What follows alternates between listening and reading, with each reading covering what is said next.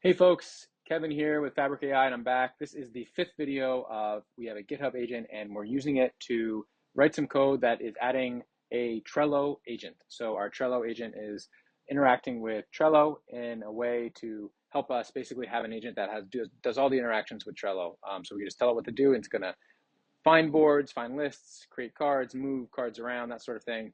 This is the fifth video, so if you're just kind of getting caught up, go check out those other four videos first. So I'm going to jump back in. In the last video, we did have an issue with creating files in GitHub, and there was an error that was thrown when it was trying to find a file, even though it was trying to create one. So obviously it doesn't exist if it's trying to create it. So we did fix that. And the other thing I'm just going to show you is when you connect the GitHub agent, it basically, here, let me just show you what it does. When you connect it to your own account,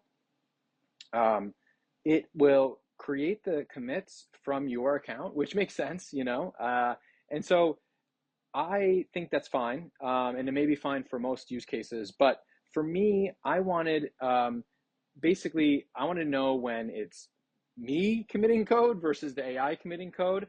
So I have my favorite AI helper here, Ali, and I added her to this repo. So she has her own Gmail account, and here's the commit that she created here. So I added her to this GitHub repo. Then she has her own Fabrk account. So I used the OAuth to connect to the GitHub account. And then now she was using Fabrk to create these files. And by she, I just mean I was going to her account and asking her to create the files. But what you can see is when she does that, it's a different person who's making the commits, or a different user. And so this is a way for me to differentiate between the agent, the AI writing, and the code that I actually write, because all this other stuff was kind of mixed in. I didn't really know what was what, so that was confusing. So that is a long-winded kind of explanation of where we are. I am going to jump back in, and we are going to test a couple of things. So we just created an ability to get the cards from a list or from a board. So we're going to test that. So this is our demo. You can see here we have localhost, so this is my demo, and I still have to add the tool to this agent. So this is my demo Trello agent, and this Trello agent has create card and upsert Trello list. So basically create or update a list. But I believe that we added the, if you scroll down, you'll start to see the public. Did I pass it? There it is. Publicly available tools. I should probably make that a little more obvious. But anyway, get Trello cards. So here we go. We're going to add this one, and I'm going to walk you through what this one does. So in Trello, the cards are these things. Let's see, right here, are these guys. So I actually thought this whole thing was a card, but that's the list. The cards are these individual, like ID2 and ID3. Try card 3. Those are the cards. So those are the actual things that you move from list to list, like action items that you move when they're in progress or done, that sort of thing. So I'm going to show you what this does. This takes a list ID or a board ID. So you could do either this list, like get the cards in the to-do list, or get all the cards here in the marketing board. So let's test this out. We added this, and I'm going to test it out. So here it is, it's added. And I'm just going to say, can you get all the cards that are available in this board?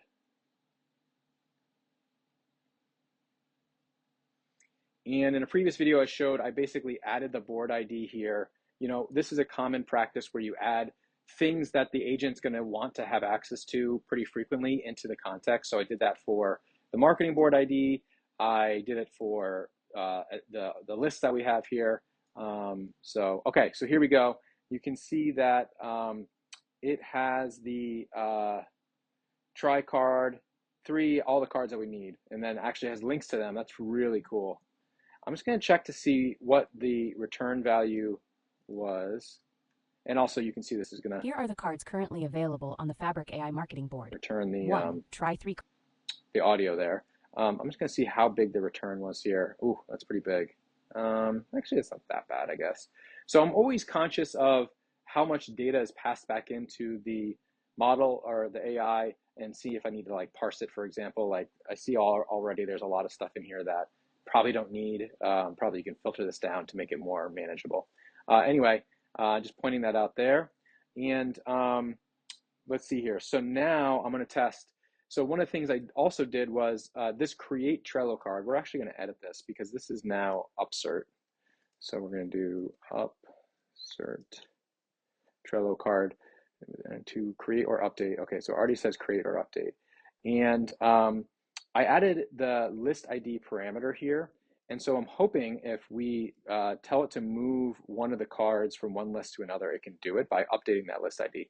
I don't know, actually, I should probably just look in the API docs here. Card and update a card. Okay. List ID is a Trello ID. Okay, so I think this is going to work. And yeah, let's just try it out. So this is production. Okay, so I'm going to say, let's move this,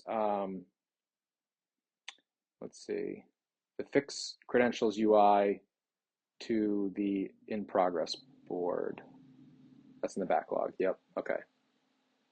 Can you move the fixed credentials UI card from the backlog to the in progress?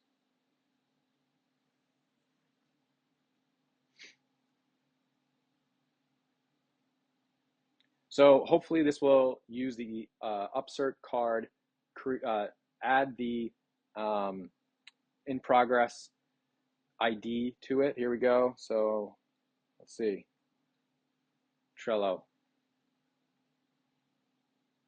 Okay, it said it moved it. So let's see.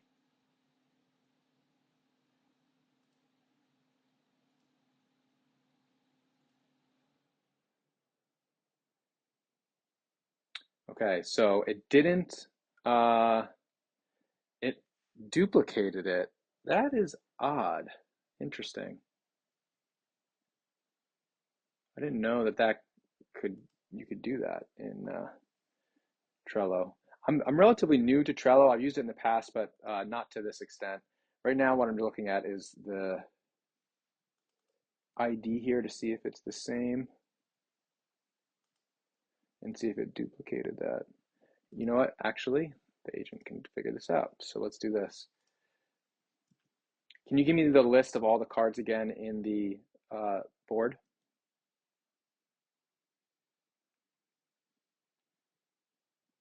And I think if you get this from the API, it will,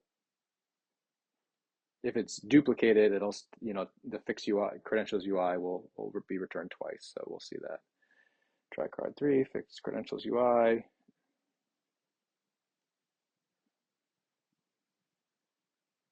Interesting. So it's only there once, but why are we seeing it twice here? Also, the other weird thing is it said that that was in doing.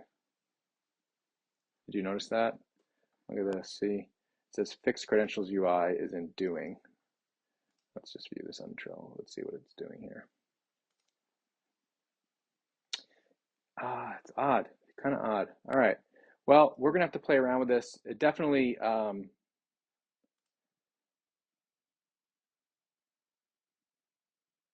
wonder if it just added it. Actually, let's look at the tool call.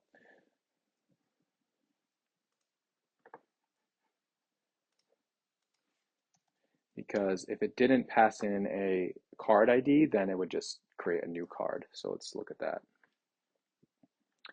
All right, where was that? That was, can you move the fixed credentials card UI from the backlog to the in progress tool call? Okay. Okay. Interesting. You know what? I'm thinking now, I wonder if I even gave it the ID. It probably didn't. That would be important to give. I did not. I did not. So And then I'm just going to look at the code to see if I even created it. Is this even possible? It is, looks like it is not. It doesn't even have an ID, so it will not upsert. Okay, so there's the problem right there. I didn't add the ID to the code, so just created a new one. So, but you can see the AI did exactly what well, not exactly, but it did what it knew to do, which was to just create a new card. So we're kind of on our way there, and just wanted to show this how I basically gave access to another agent, this AI agent, to the GitHub repo, so that when it's making commits, it's in a different under a different user. And then we're getting closer and closer to being able to kind of have like full functionality around the Trello, where the agent's going to just be able to do everything now that it can, read all the data and update the data, create the data. Once it kind of has all the basic things, I think we'll be able to just have an agent that's able to interact with the Trello boards and move stuff around and be useful. So thanks for watching.